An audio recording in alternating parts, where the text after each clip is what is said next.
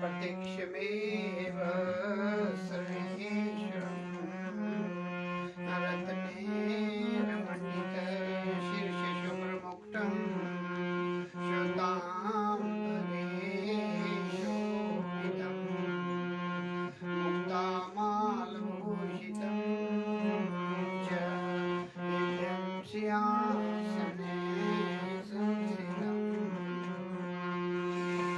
भक्तानां वरदं प्रसन्नवदनं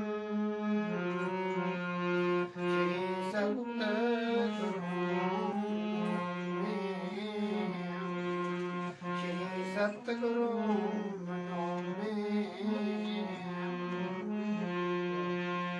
बंदो चरण सरोज मुद मंगल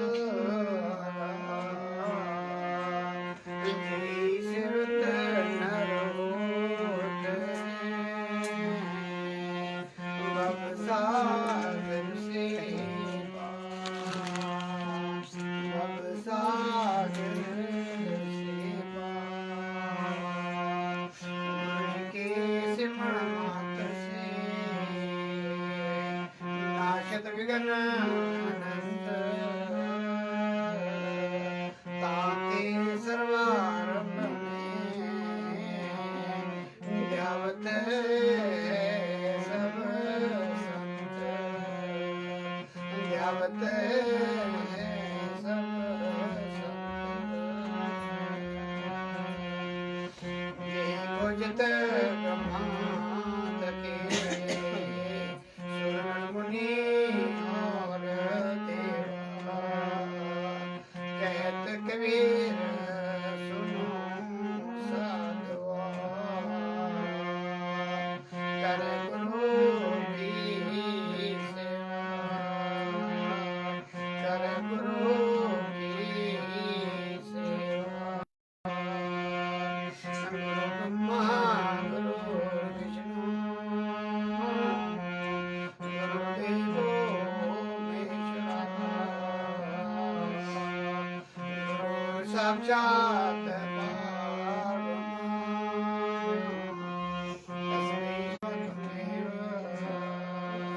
त्वमेव बन्धो च सखा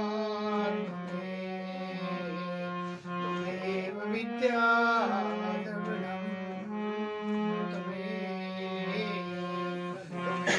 सर्वं मम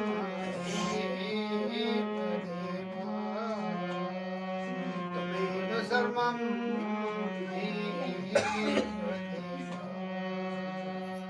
बोलो जयकारा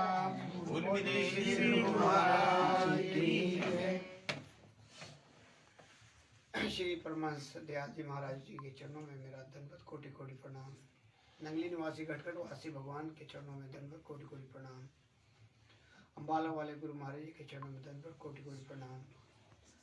और हमारे सापुड़ू से आए महात्मा जी, शकुंतला जी बहन जी और माता जी, सभी के चरणों में दंडवत कोटि कोटि प्रणाम। और हमारे आदरणीय महात्मा जी जहाँ जिनके सानिध्य से आज हम यहाँ इकट्ठे हुए हैं और उनके सभी परिवार सभी के चरणों में दंडवत कोटि कोटि प्रणाम। तो आज काफ़ी दिनों के बाद ये शुभ घड़ियाँ हमें मिली हैं कि हमें महापुरुषों का सानिध्य मिला है। जैसे भी कहा कि ये जो समय है ये बहुत ही कम जीवों के भाग्य में ऐसा समय मिलता है, कभी कभी मिलता है। और जब हमारे शुद्ध कर्म और संकल्प सही रहते हैं तभी हम बैठ सकते हैं, वरना तो दुनिया संसार जिसका नाम है माया जाल में फंसा हुआ है। कहीं घास का काम है, कहीं मक्की का काम है, कहीं धान का काम है, तरह तरह के काम हैं। तो उनसे सारी चीज़ों से छुटकारा पाके अगर हम थोड़ा समय ये जो असली पूंजी हमारी जो बनती हैं ऐसे बैठ के महापुरुषों के सानिध्य में तो गुरु महाराज जी के चरणों में, तो ये हमारी असली पूंजी है। और बाकी तो पता ही है सभी गुरुमुख हैं सभी जानते हैं कि संसार किस तरफ चला हुआ है। अभी जो भजन गाया उसके माध्यम से आपने सभी ने श्रवण किया कि हम सभी देव देवताओं के चक्रव्यूह में बड़े बड़े महात्मा लोग, महापुरुष लोग जिन्होंने पीएचडी की हुई है और उसके बाद गुरु चरण शरण में आने के बाद भी उन्हें इस बात का अभी तक अंदाजा ही नहीं हुआ कि पार ब्रह्म परमेश्वर क्या है, उसकी संज्ञा क्या है, गुरु महाराज जी की संज्ञा क्या है। सारी जीवनी पढ़ने के बाद, सब कुछ जानने के बाद भी अभी उन्हीं चक्रव्यूह में, उस जो संसारिक काल के चक्रव्यूह में हम फंसे हुए हैं। सब कुछ जानते हुए भी हम अनजान बने हुए हैं। इस चीज का जो हमारे को यहाँ ये जो सत्संग में सत्य का जो ज्ञान होता है, सत्संग में बैठने से इन चीजों का हमारे को ज्ञान होता है कि हमें किस दिशा में चलना है, कौन सी दिशा हमने पकड़नी है, क्योंकि हमारे पास समय बड़ा कम है। मैं सवेरे भी कुछ प्रवचन सुन रहा था कि काल जो है हमारे सिर पे बैठा हुआ है, पता नहीं कब ग्रस्त कर ले हमें, और अगर हमने तैयारी नहीं की तो हमें बहुत पछताना पड़ेगा। उसमें कोई भी बलिवास नहीं होगा, ना घर वाले होंगे, ना बाहर वाले होंगे, ना देवी देवता होंगे, केवल गुरु महाराज अगर आपने याद किया होगा तो वो बेलीवास होंगे, ये गारंटीड है।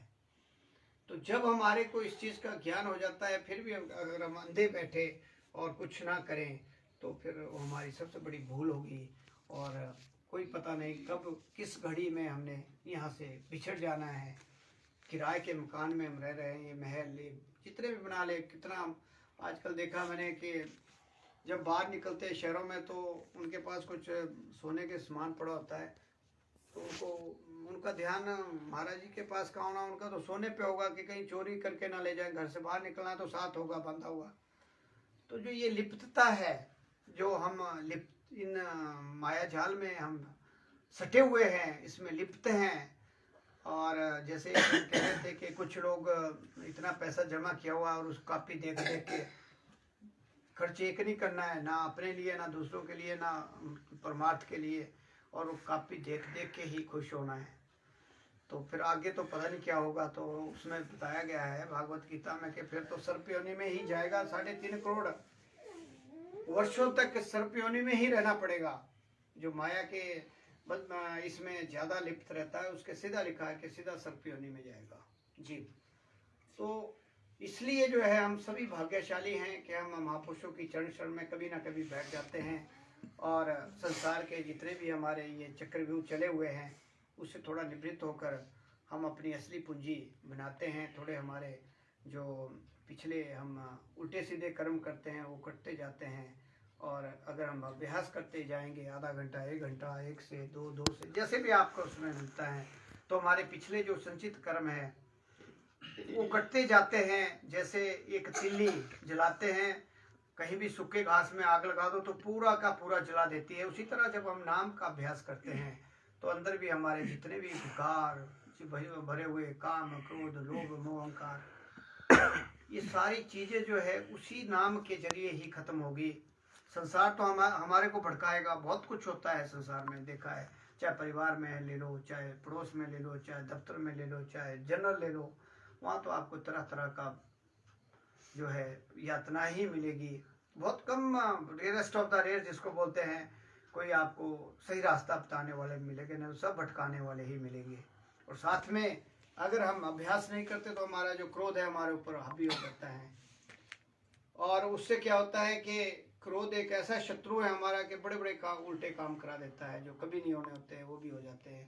तो इन चीज़ों को हमारे को सत्संग में ही यह चीज़ें मिलती हैं कि हम सत्संग के जरिए अगर बैठेंगे तो हमारी सारी चीज़ें अंदर की शांत होती हैं और धीरे धीरे हम अपने उस मंजिल की तरफ बढ़ते हैं। अगर हम अभ्यास करेंगे, खाली नाम लेने से हमारी कई बार बड़ी बड़ी इस विषय में चर्चा होती है, महात्माओं से हम सीखते हैं। खाली नाम लेने से हमारा कुछ नहीं होगा कि हम गुरुमुख बन गए। मैंने देखा है, बहुत सा देखता हूँ, एक्सपीरियंस करता हूँ कि नाम तो ले लिया और गुरुमुख अपने को कहते हैं, लेकिन अगर आप थोड़ा समय नहीं देंगे तो आप कुछ नहीं जान पाएंगे अपने बारे में। और जब तक आत्म साक्षात्कार हमारा नहीं हुआ हम आगे नहीं बढ़ सकते। जो तीसरी आंख की बात होती है, तीसरी आंख जब अर्जुन को उन आंखों से नहीं देख पाए थे उस दर्शन को, जो उसका रूप था काल का पूरा बहुरूप, वो केवल तब दिखा था जब तीसरी आंख खुली थी। और हमें अभ्यास करके तीसरी आंख खोलनी है, तब जाके हमें अपना आत्मज्ञान होगा। खाली सुनने से बोलने से कुछ नहीं होगा। जैसे मास्टर जी, आदरणीय मास्टर जी कहा करते हैं कि हम तैरते ज़्यादा हैं, डूबते कम हैं। तैरने से ठीक है हमारे को रास्ता मिलेगा, लेकिन क्योंकि तैरना पहले आएगा तभी डूब पाएंगे हम। लेकिन अगर हम तैरते ही रहेंगे तो फिर हमारे को मंजिल नहीं मिलेगी, हमें डूबना भी पड़ेगा।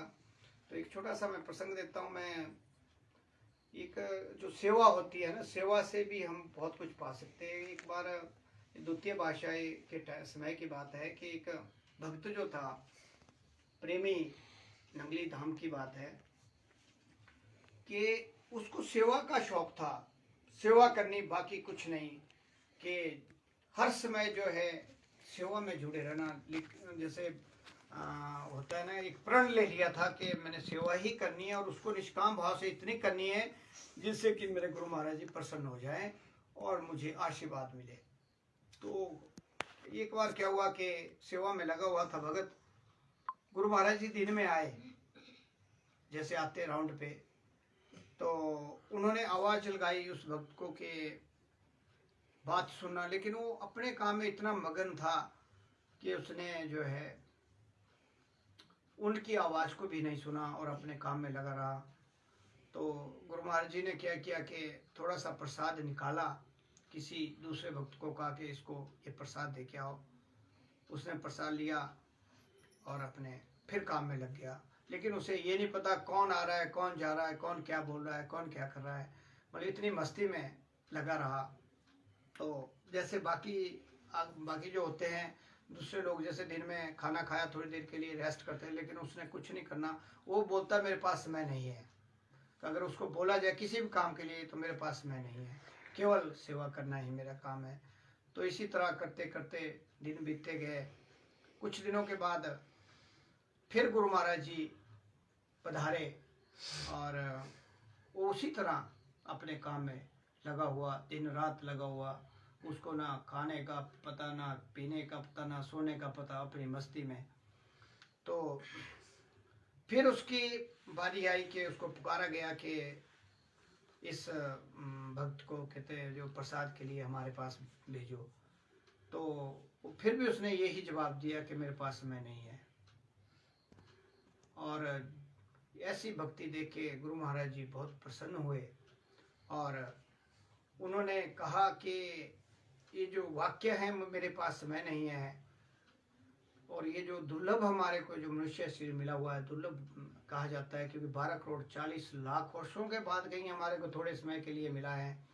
किसी को 60, किसी को 50, किसी को 40, किसी को 10, किसी को 20, किसी को 80 में तो आजकल कलयुग में बड़ा कम जाता है, कोई भाग्य वाला ही जाता है। तो गुरु महाराज ने इस बात का एहसास कराया कि जो ये समय हमारा, जैसे भगत बोल रहा है कि मेरे पास समय नहीं है, तो इस बात से बहुत खुश हुए क्योंकि हर पल जो अपना है वो सेवा में लगा रहा है और अपनी जो भक्ति, क्योंकि निष्काम सेवा भी भक्ति है और गुरु महाराज के दरबार में तो खड़े होना ही भक्ति है। सेवा करने से तो बहुत कुछ मिलता है। बहुत से ऐसे इंस्टांसेस आपको पहले भी सुनाए गए हैं कि उनकी जो बात छड़ी होती थी, छड़ी कंकरों को भी वो बना देती थी, क्या नाम, हीरा और मोती। कंकरों में अगर उसको ऐसे लगाते थे तो वो हीरा मोती बन जाते थे। और वो बोलते थे जो मेरा सफाई कर्मचारी भी इस दरबार में रहता है भी, और वो पति है कहते जो सफाई करता है, क्योंकि इतना आशीर्वाद वहाँ मिलता है।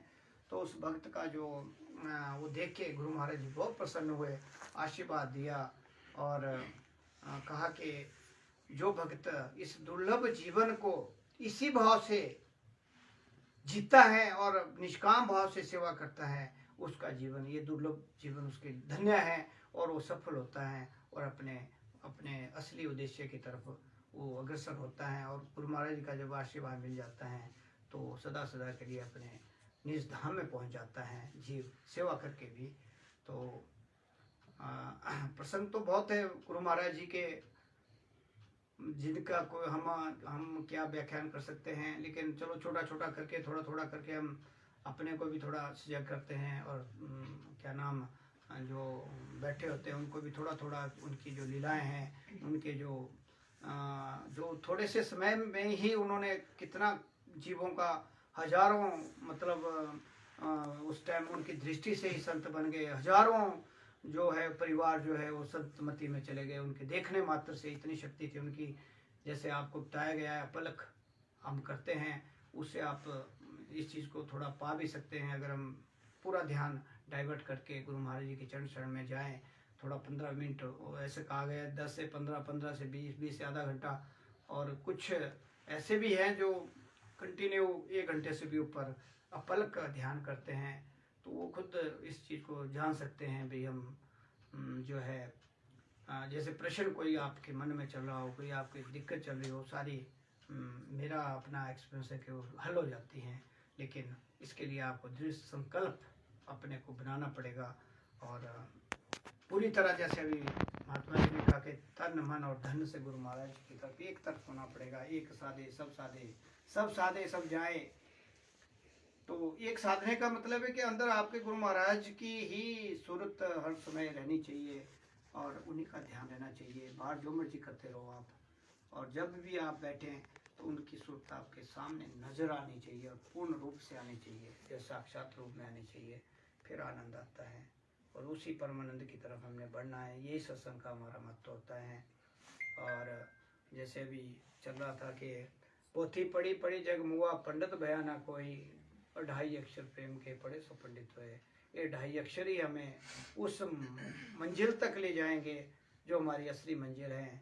अगर हम सही दिशा में चलेंगे, ऐसे ही हमारे को सभी महापुरुषों का सानिध्य मिलता रहे और हम सभी अपने दृढ़ संकल्प से आगे चलते रहें।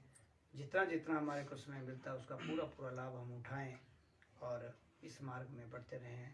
तो ज़्यादा समय ना लेता हुआ, क्योंकि आज हमने थोड़ा सा ही रखा हुआ है प्रोग्राम, तो मैं सभी परिवार वालों को और ख़ास करके महात्मा जी जिन्होंने बड़ा दृढ़ संकल्प करके कहा कि आपको आना ही होगा, समय है तो आप जरूर आएँ। तो हमारे को आज दाना पानी जो दाने लिखे होते हैं खींच के ले आए। हालांकि संगत ज़्यादा आनी थी।